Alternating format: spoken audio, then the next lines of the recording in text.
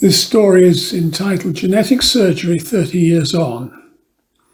It imagines a newspaper article of that subject on the 30th anniversary of the announcement on November 26, 2018, of the birth of twin baby girls whose DNA had been altered to give them immunity to HIV-AIDS.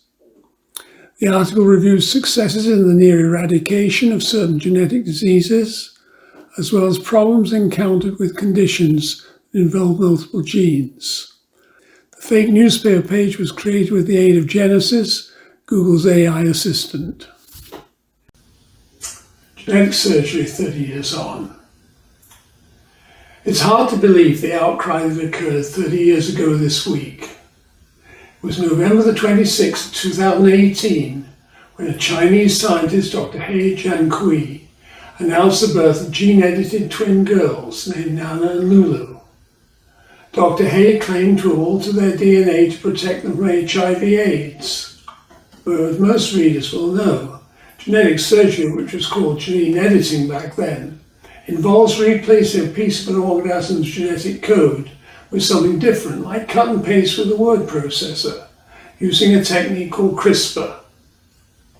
Nana got 2 copies of the protective gene. She was found to have complete immunity from HIV. Lula got only 1 copy. That wasn't deliberate because in those early days, CRISPR failed to change the other copy. She turned out to have reduced susceptibility to HIV, but not complete protection.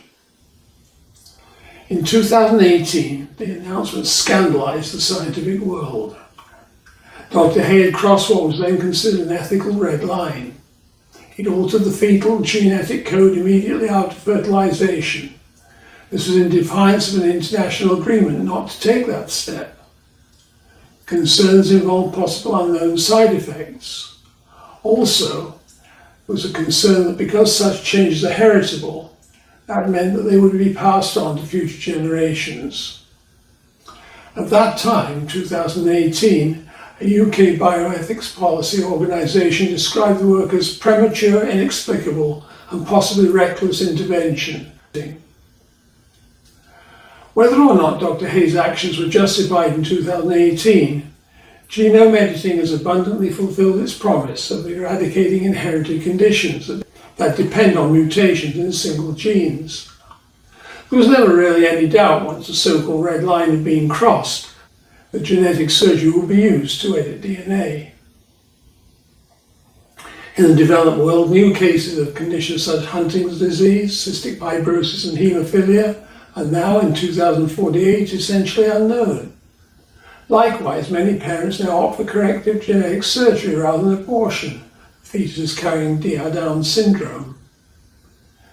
Initially, there was much controversy about whether conditions like congenital blindness and deafness should be treated as diseases to be eradicated. Members of the deaf community, as it was then known, argued strenuously that congenitally deaf people did not consider themselves to be diseased. Gradually, however, increasing numbers of congenitally deaf and blind parents have chosen genetic surgery for their unborn children, so these conditions are becoming increasingly rare. This has led to an inevitable problem. With fewer people deaf and blind from birth, facilities for such people, special schools for example, come under increasing strain because of decreased financial support and are increasingly hard to find. One particularly interesting case, and one that remains controversial, is whether to correct sickle cell anemia genetically. This inherited condition among black people has the side effect of offering protection against malaria. In the 2020s, blacks in North America and Europe opted in large numbers for surgery for their children on the grounds that the advantage of malaria protection were outweighed by correcting against anemia. This situation began to change in the next decade as climate change caused the northward spread of malaria-carrying mosquitoes.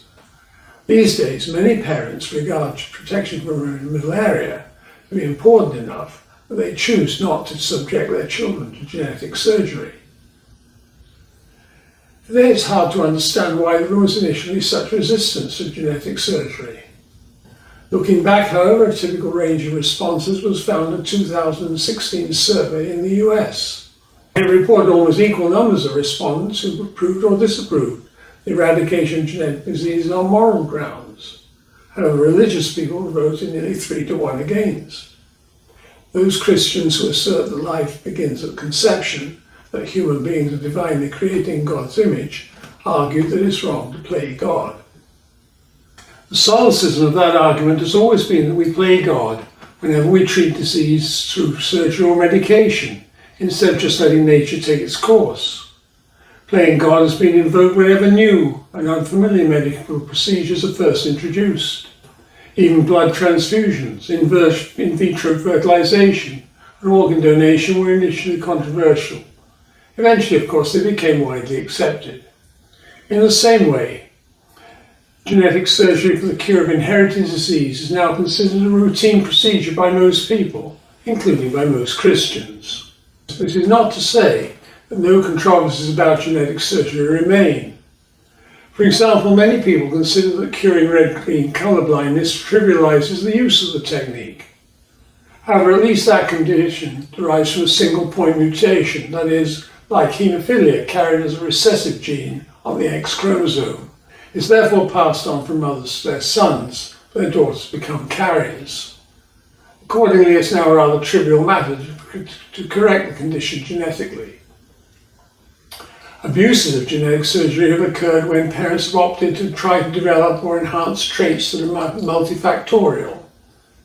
The offspring are known in the popular imagination on social media as designer babies.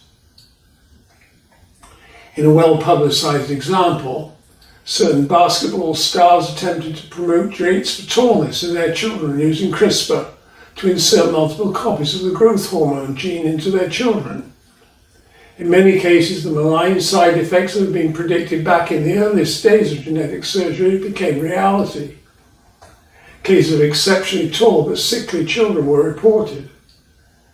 And the initial hype generated when the children of the star athletes grew rapidly turned to censure when their unfortunate children had to be hospitalized and died painful deaths. Fortunately for society at large, these were isolated incidents whose traumatic side effects were borne by the individual children concerned and their grief and guilt-stricken parents. Much more insidious and also farther-reaching have been the results of efforts to promote high intelligence.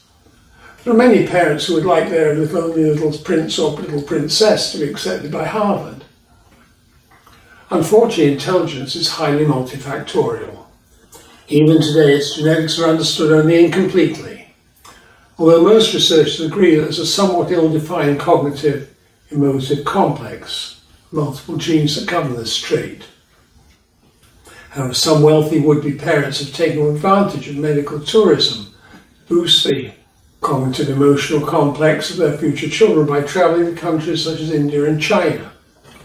It's become clear that tinkering with the cognitive emotional complex is a fraught proposition. Besides the risk of giving birth to sickly and short-lived offspring, we now know that attempts to enhance the cognitive intellectual aspects of the cognitive emotional complex are almost always accompanied by depressing emotional empathetic traits. The resulting children, if born physically healthy, combine the high intelligence with low empathy. They're creative and competent and ruthless. In other words, they have the traits typically shown by psychopaths.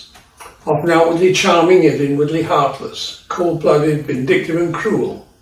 At home they're often violent towards even their adult relatives, who have no idea of how to control their malign impulses. These undesirable characteristics appear at a very early age. And these are the children who refuse to share their toys at the daycare, who become mean or even sadistic towards their peers whenever they're thwarted. By the time they reach the education system, these are the students who get sent home because of behavioural problems, although their innate sense of cunning often masks their responsibility. The first wave of these young people is now fast approaching adulthood. Response to their appearance in society has been radically different according to the nature of the society itself. Recent exposés suggest that many such young men and women have been secretly and deliberately bred by autocratic regimes such as those in Russia and China. In a macabre parody of 20th century novel Brave New World, these people seem destined to join the secret services or the armed and security forces of those countries.